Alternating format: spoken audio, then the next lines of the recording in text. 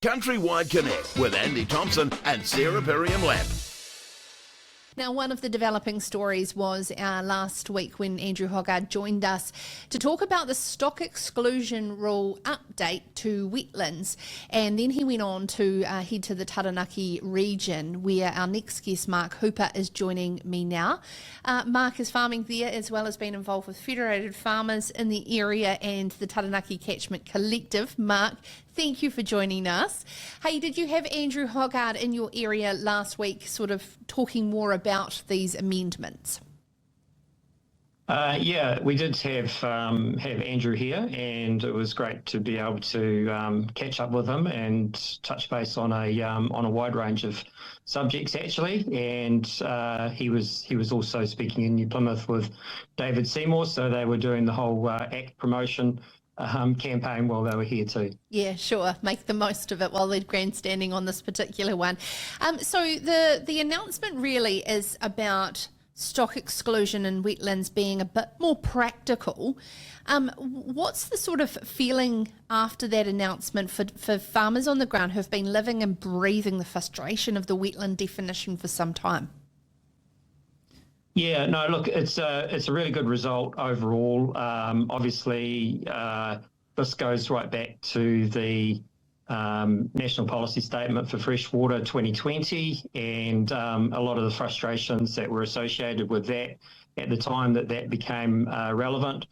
And you know, there was quite a number of amendments had been pushed for quite strongly in that National Policy Statement. And, you know, we saw at one stage the frustration around stock exclusion from waterways, and those that recall back in 2020 that NPS had what was called the low slope map, and that was horribly dysfunctional. And 12 months or so ago, that was gotten rid of, and that enabled farmers a little bit more freedom with those you know, less intensive stocking classes, beef, cattle and deer and such like, to have some more freedom around the management of stock waterways.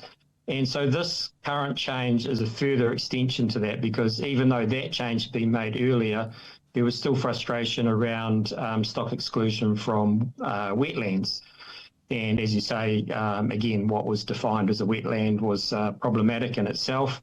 But this latest change, I guess, just kind of completes that circle a little bit in terms of recognising that there needs to be a lot greater level of flexibility for those less intensively grazed farms. And so this is a great win. It'll remove quite a bit of the current frustration or non-compliance effectively that's out there, because people weren't able to facilitate the result that was required anyway by fencing those wetlands.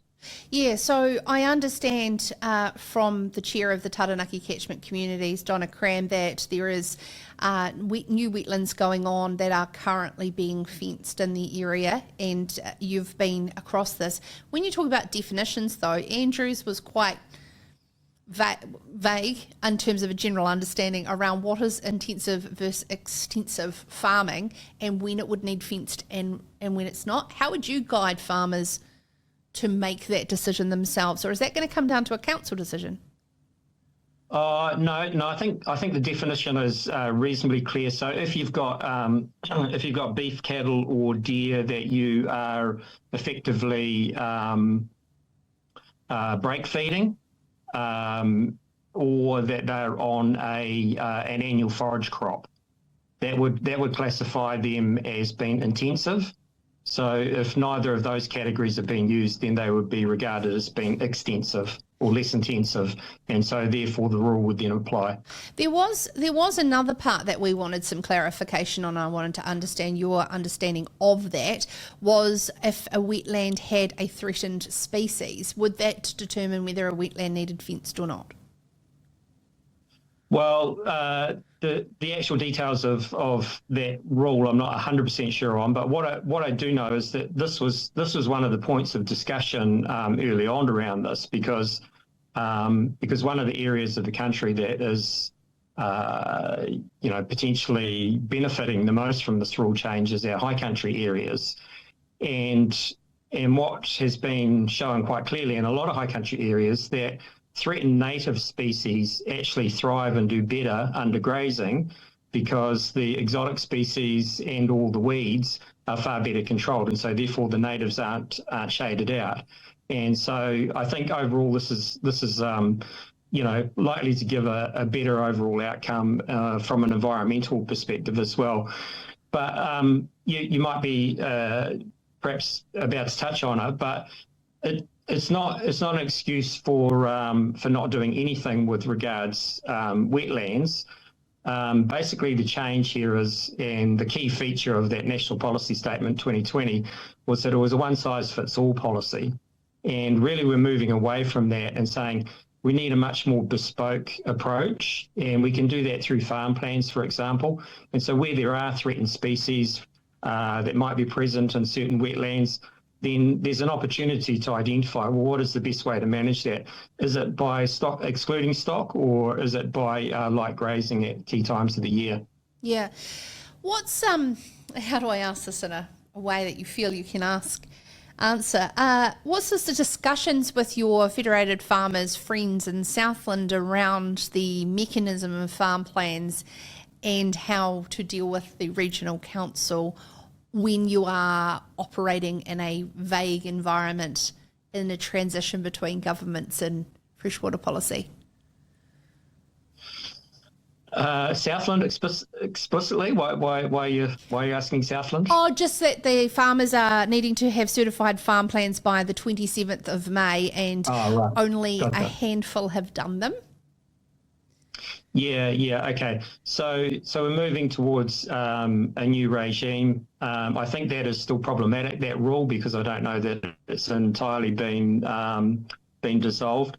But we're moving towards a new regime under the Natural Environment Act in terms of farm plans, and there will be a considerable transition period. There's still a bit of work to be done around farm plans, and we've got, as Federated Farmers, we've got a number of bottom lines that we're sort of sticking by, that we're wanting to see anything that's introduced. The key one being that a farm plan should replace regulation, not add to it. That's the key mechanism. And then there'd be a transition period. There's also another bottom line around equivalency with existing farm plans, industry standards and things that are out there. So a lot of people in that case would be compliant. So or would move quite quickly through to a compliant situation once the new system came in place. But yeah, there is a little bit of a problem there at the moment, but I think again that might be just a case of needing to tidy up the rules. Yeah. Mark Hooper, Federated Farmers, joining us from the Taranaki, part of the catchment communities group, the TCC that's there in Taranaki, ahead of those rules. CountryWide Connect with Andy Thompson and Sarah Perriam-Lampp.